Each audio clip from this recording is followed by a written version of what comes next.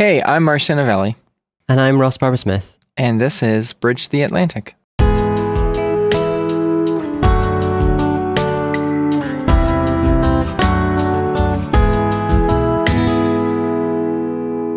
Welcome to Bridge the Atlantic's B-Sides, a show where we share material that doesn't quite fit in with our interview series, such as outtakes, bonus segments, and useful tips from your two favorite co-hosts, as well as the occasional surprise drop-in from some of our favorite previous guests.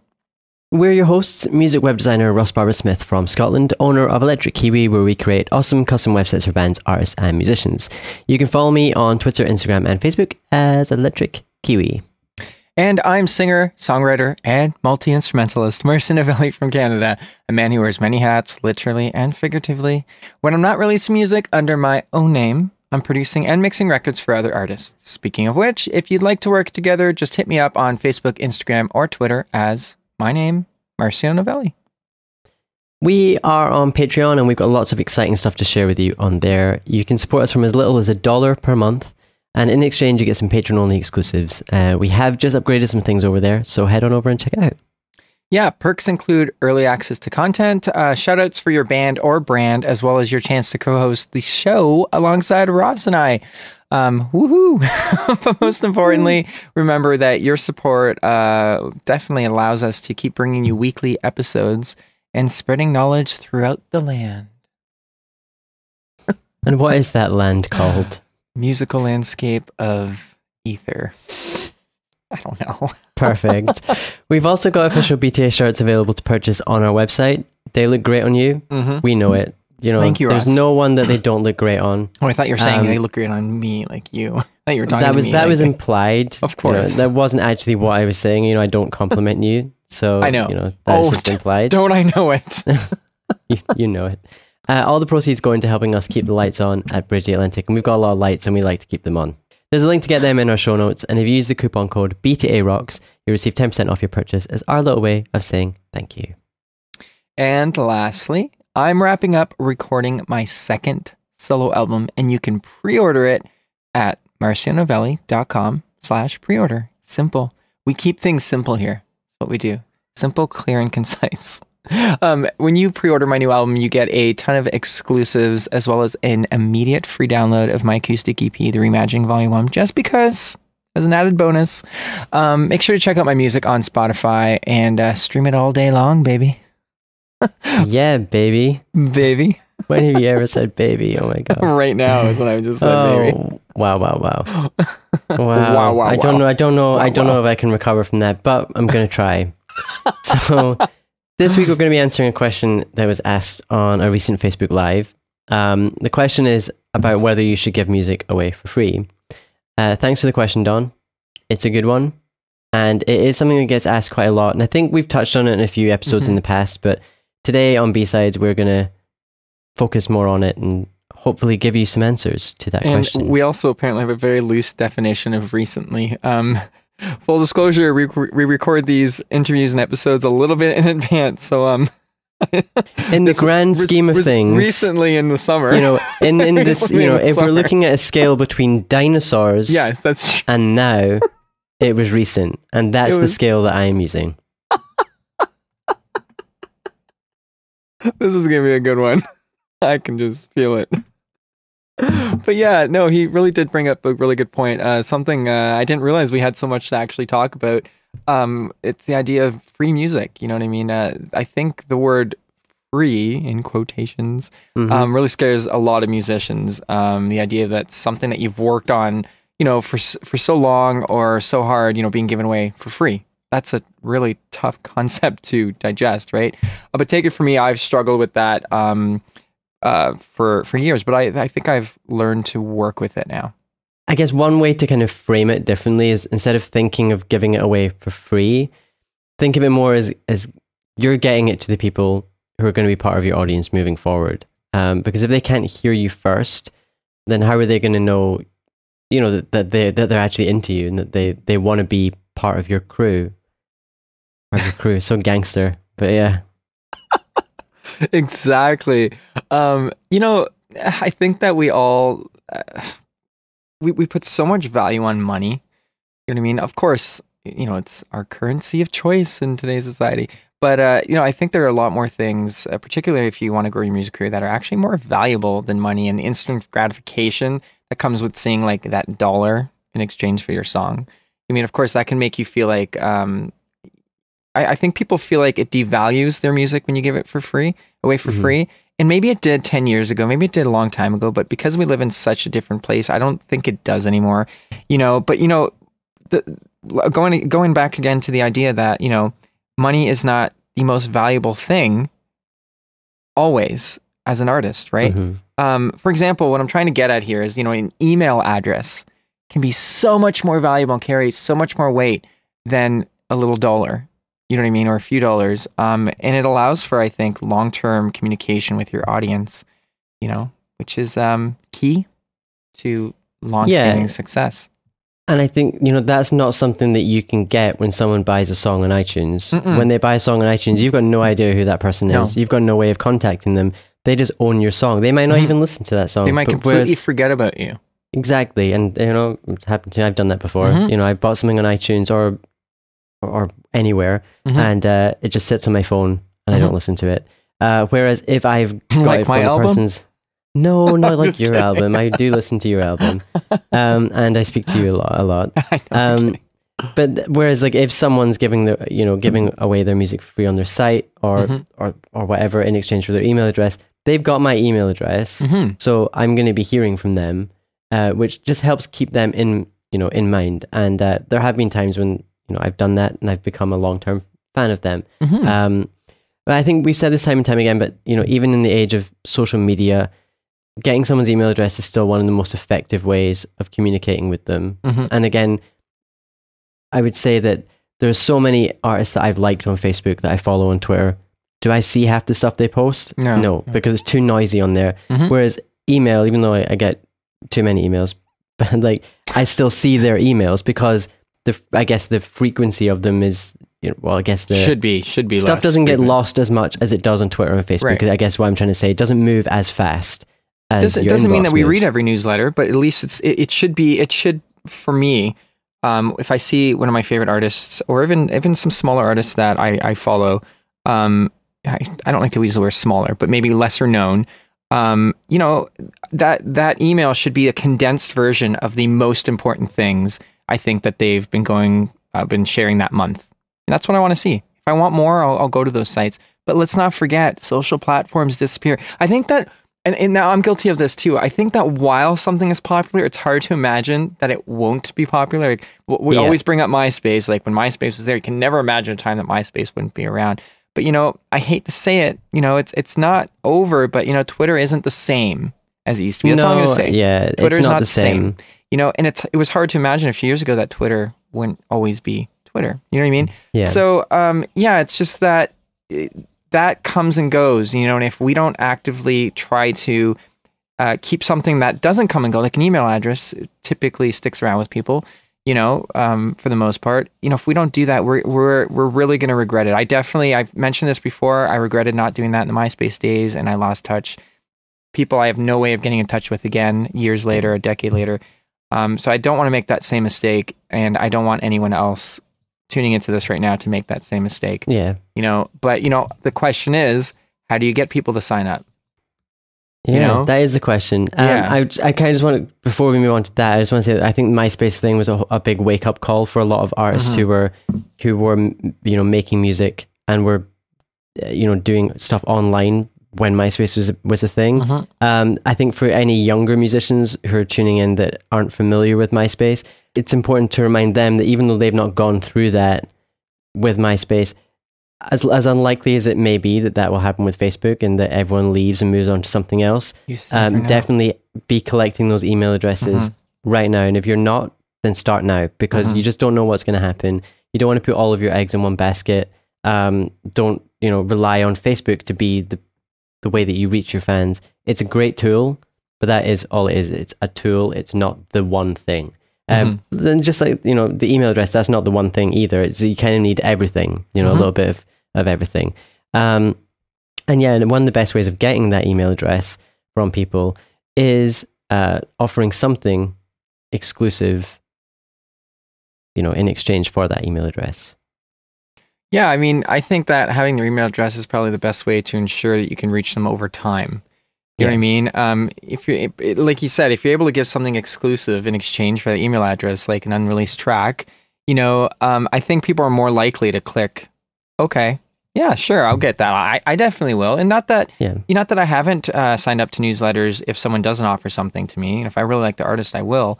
But if I wasn't really considering it, I'm on their website or they've tweeted or something, and I see, I'll get a free song in exchange for an email address. Sure, because you know what? If you annoy me in your newsletters, I can just unsubscribe. And it really hasn't come to a point where anyone has annoyed me at this point. You know what I mean? Because as long as they're not sharing anything more than like once a month, I think maybe even twice a month is okay. If they have something really big coming out, like an album or something. Yeah, I think other than that, depends on the artist, because some artists are very good at when they craft their emails, it feels very personal. And I don't, for those kind of ones, I don't mind getting them more frequently, but it really depends on the artist and who they are and who their audience are, because that will kind of depend on how they approach it. But I think the free track, it can definitely be a gateway for people to discover more about you, potentially come to your shows, buy merch, buy music from you in the future. So it's kind of, think of it as an investment rather than something that's just being given away. Like I said, I know for me, I've downloaded music from like Noise Trade, for example, where you don't pay for it. You give them your email address. You do have the option to tip, and I normally do. And then I've gone on to become a longtime fan of the artist. I know there's an artist, I think I downloaded a free EP from her 4 or 5 years ago, and I'm still on her newsletter to this day. Oh, really? And I have bought music from her. I can't remember where I bought it from, but I did buy some as a result of then initially getting that free track. So it definitely does work, and it benefits both the artist and the listener, because the artist gets someone that's going to be supporting them going forward, and the listener gets a new artist that they like to listen to. So yeah, I mean, like, maybe if you really don't feel comfortable giving away like a brand new album that you just spent like thousands of dollars on, and or whatever, I can understand that. I'm not saying that your new album's out, give it away for free right away.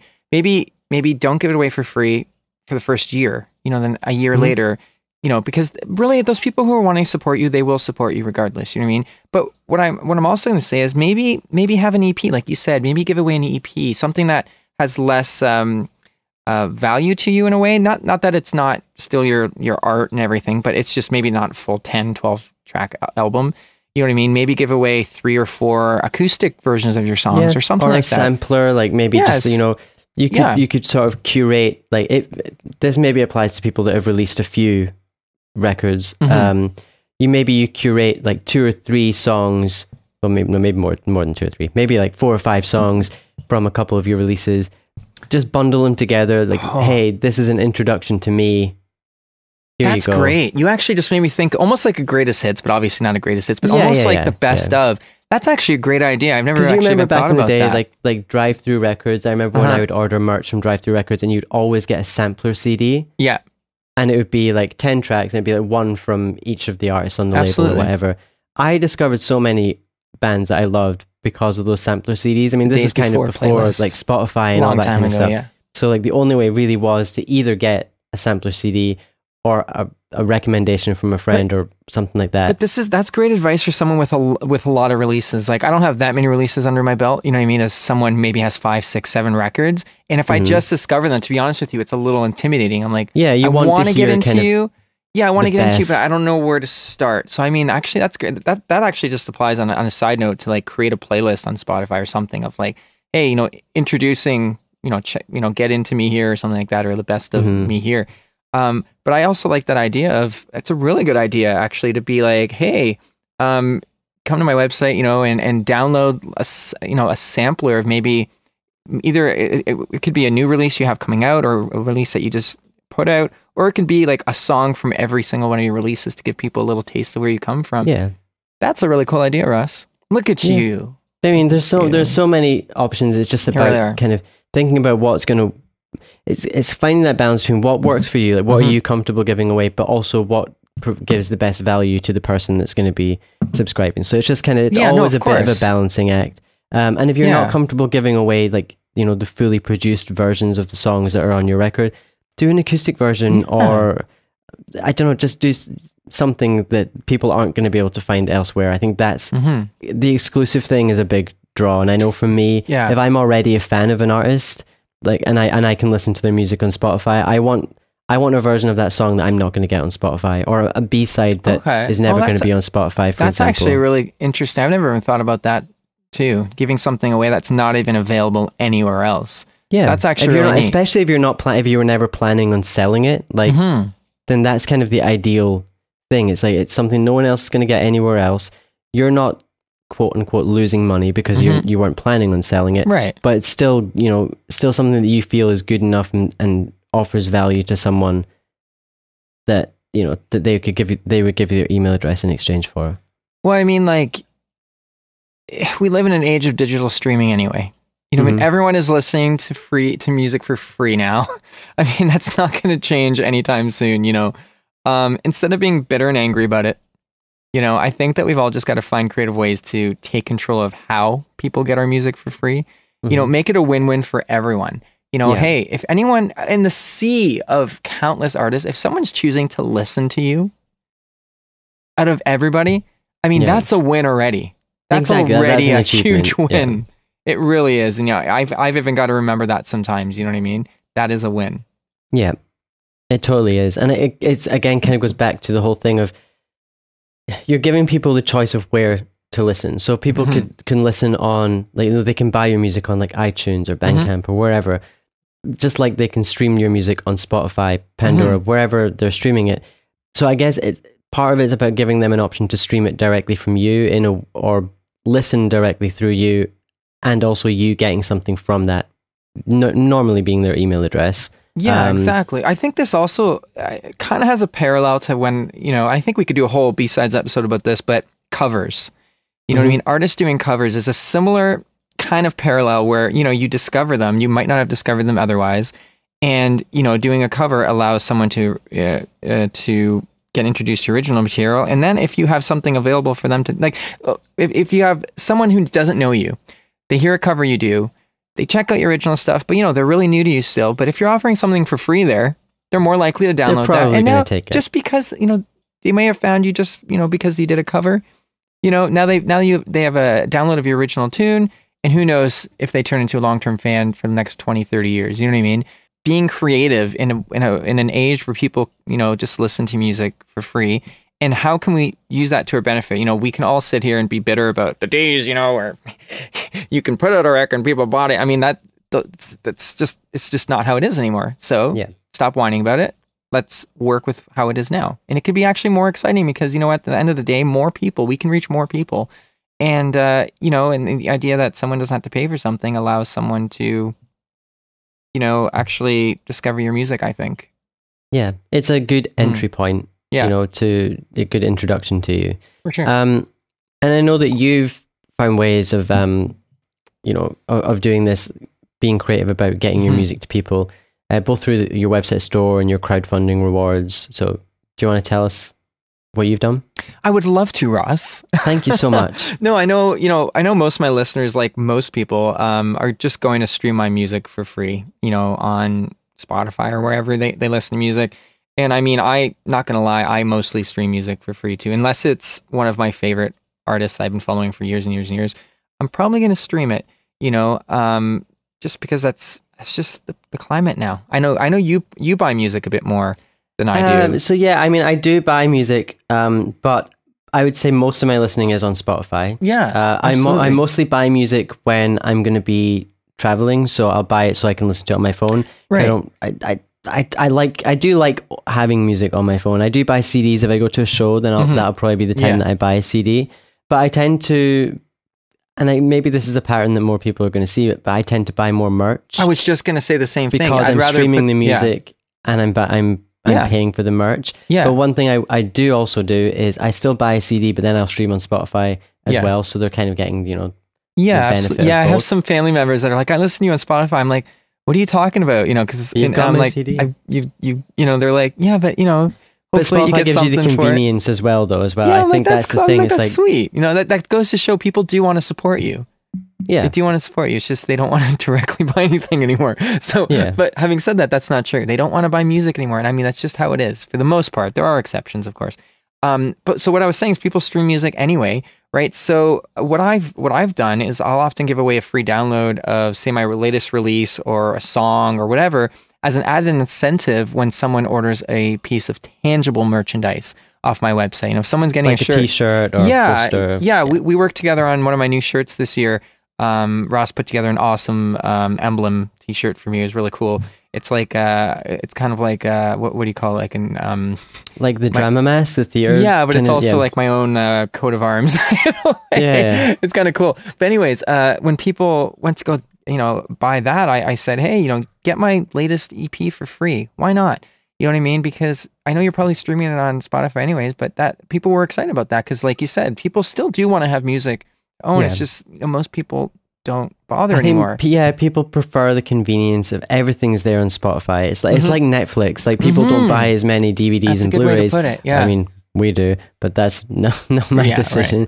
Right. But like, you know, they like to know everything's in one place and it's there when you want it. Because I think we all want everything so quickly now. I know. And I think, you know, stuff like Netflix and Spotify, not to blame, but it just kind of fuels that a bit more.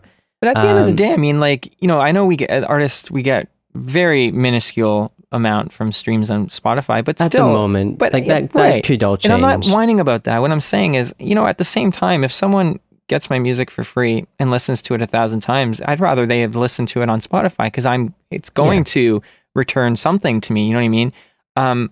But anyways, you know, going back to the idea of giving something away with something tangible, I think that's a great idea. Like even at my shows, I'll have like, you can buy each piece of my merch, you know, but if you buy a shirt, I'm probably going to give you a CD along with that, you know, just because why not? You know what I mean? So I think you have to be creative and you know, I mean, even another creative thing, this is aside from like free download, but you know, when I put out my, my debut full length solo album, that's a mouthful. It's Not an Excuse, It's a Reason, which I have right here to show, signed. Inner Ear for short. Yeah, Inner Ear. So, you know, what I did was I thought, you know, do people really buy CDs anymore? But, you know, some people do, of course. But what was the added incentive for me to give people, right? Well, I went through the process of putting together a whole documentary called Walking Proof, and it was about the making of the album. So I decided, you know what? People could download the album on iTunes or stream it on Spotify or whatever. But, you know, I included a hidden track at the end of the album that was, like you said, something that's only available in this place. That hidden track is called For Chelsea. I wrote it for my wife for our wedding. And it's, up until recently, it was only available if you got the physical CD as a hidden track. So that was an incentive for a lot of people. Going back to the documentary I was talking about, the only place for, I think, 2 years that you could see this documentary was if you got this CD. Right over there, right? So, I mean, that was the only place. And for a couple of years, you know, I was promoting it, sharing a lot of parts of the documentary, and people were really excited to watch it. Well, you had to get the physical CD. You know what I mean? And, you know, eventually I put it out online so everyone can get it. And you know, eventually brought out the For Chelsea and everything. But, you know, do you want to wait 2, 3, 4, 5 years for that? Because, you know, it takes some time for me to put that out. So anyways, that was just one of my creative ways to like give an incentive to people to purchase something physical, tangible. You know, that's almost a selfish thing of me because I just want my own selfish desire to actually have a physical product for music. But, you know, that's just one more incentive. You know, you have to be creative. And at the end of the day, I think people really dug it. You know, and if people didn't care enough to watch the documentary, cool. If they didn't care enough to get that song, cool. They just download what they want or stream. You know, that's however anyone wants to listen to my music. As long as you're listening, I am grateful, you know, and I think that's how most artists should approach it. I think that's a really smart way to approach it, you know? Yeah. And to go back to kind of the email address or the idea of giving away for free, I think artists need to remember that it is about the long game. Yeah. You know, while in the short term, it may feel like you're not benefiting very much from getting an email address rather than money. In the long term, provided that you're building connections and offering value to those people on your email list, it will pay off way more because you're building an audience of people who know, trust, and like you, and they're willing to support you throughout your career. And that definitely is more valuable, even though it might not seem like it right now. It is more valuable than getting 79 cents for a song. Exactly. Or 99 cents, however much a song costs on, you know, on digital platforms, whatever.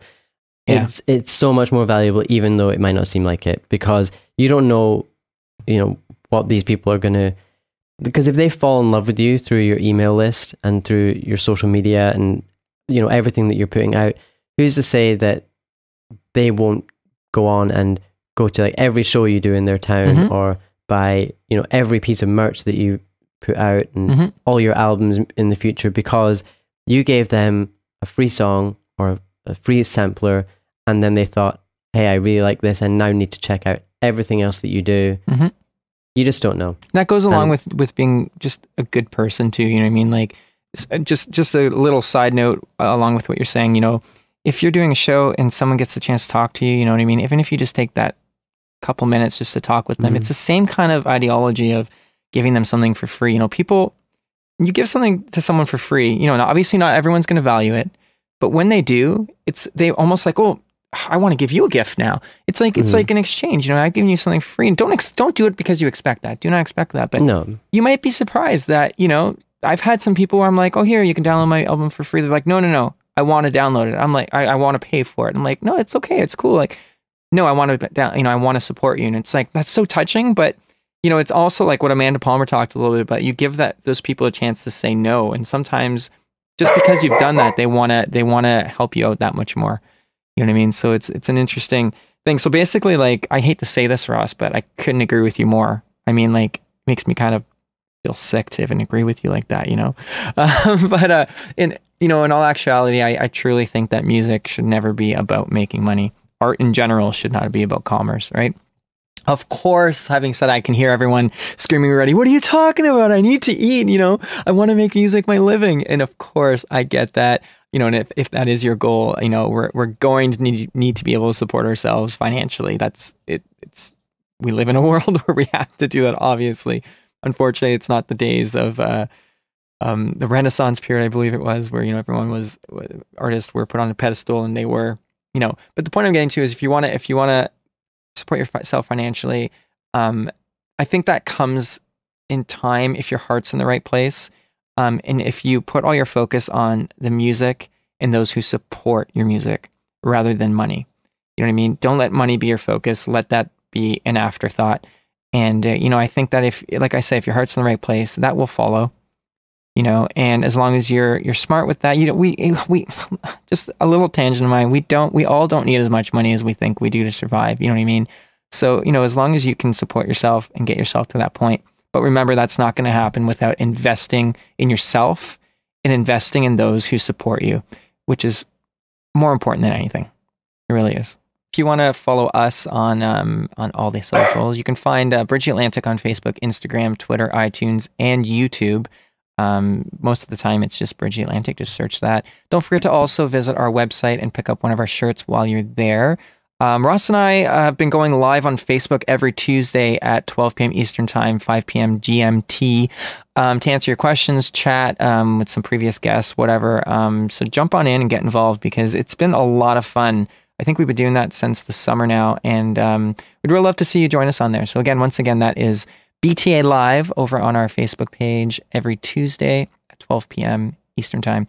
And as for me personally, I'm working on my second solo album like I've been talking about for a long time, and I'm so excited to say that you can pre-order it now at marcionovelli.com/pre-order. Follow me on Facebook, Instagram, Twitter, and all the fun places, which are all my name, Marcio Novelli. You can stream my acoustic EP, The Reimagining Volume 1, along with all my music over on Spotify or wherever the hell you like to listen to music for free, which is fitting for today's episode. It is. That's, ties in nicely. Right. And as for me, I'm working on websites for various artists at the moment, and you can check out my work at electrickiwi.co.uk. You'll find me on Twitter and Instagram as Electric Kiwi, where you'll also find lots of pictures of Loki, exactly. because he seems to be more popular than me.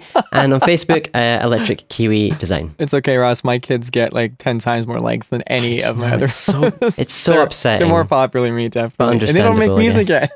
This episode was brought to you by 30 Roses, a virtual assistant and consultant to musicians and other creatives, as well as Music Entrepreneur HQ and Social Surge. All links are in the show notes, so check them out because they do what, Ross? keep the show alive. And if you would like to sponsor the show, visit patreon.com/bridgetheatlantic. As we mentioned earlier, we've recently updated our rewards, which include sponsorship at the start of our interviews, as well as an opportunity for you to co-host an episode. Make sure to subscribe on YouTube and iTunes so you don't miss any episodes. And leave us a comment and let us know what you think of the show. All right, so that's it for B-Sides. We'll be back next week with a brand new interview. And make sure to catch our new B-Sides episode on the last Tuesday of every month.